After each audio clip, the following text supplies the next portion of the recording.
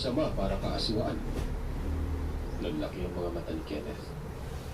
Takang-taka ang bata kung bakit kilala ng taong ito sa idea. Sino po ba siya, Mang Dante? Ba't po kayo magkakilala? Tsaka sino po yung tinutukoy niyo? Talong ulit ni Kenneth. Pero hindi pa rin sumasagot sa kanya si Mang Dante. Hi, Mama. Nakatuwa ng atensyon nito doon sa tao at hindi lumilingon sa kanya. Mabuti naman at naiintindihan pa natin ng Dante. Hayaan mo. Hanggang masiglang naman ako. Ang importante sa akin na pangalagaan mo ng maayos. Kahit pa paano masaya ako. Ito na pa si Kenneth. Magpakabait ka. May nagmamalasakit sa'yo. Tsaka huwag ka masyadong marahas. Piliin mo ang bawat sandali. Huwag maging mapusok.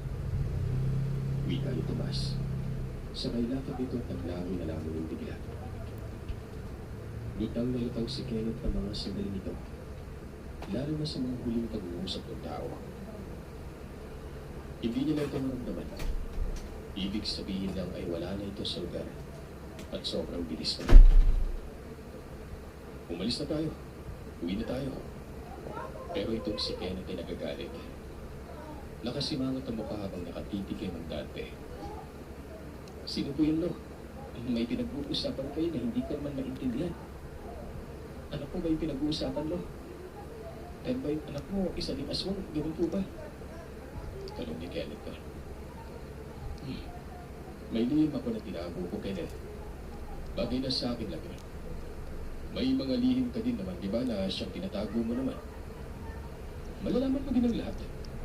Balang araw ay sasabihin ko din sa'yo kapag handa na ako. Huwag ka naman parang iiyak dyan. Kilala pa yun at syempre, dahil asong din ako. O, tara na.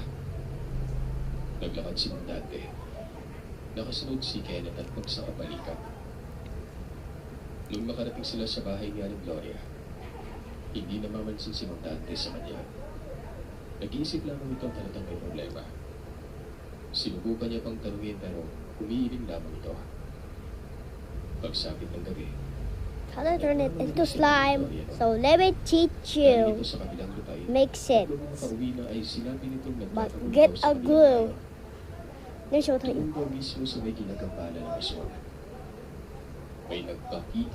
Get the glue like this. And also... Okay, I'm here. I almost show you with my face. Oopsie. Okay, mix it, mix. Walang ano-anong Mix.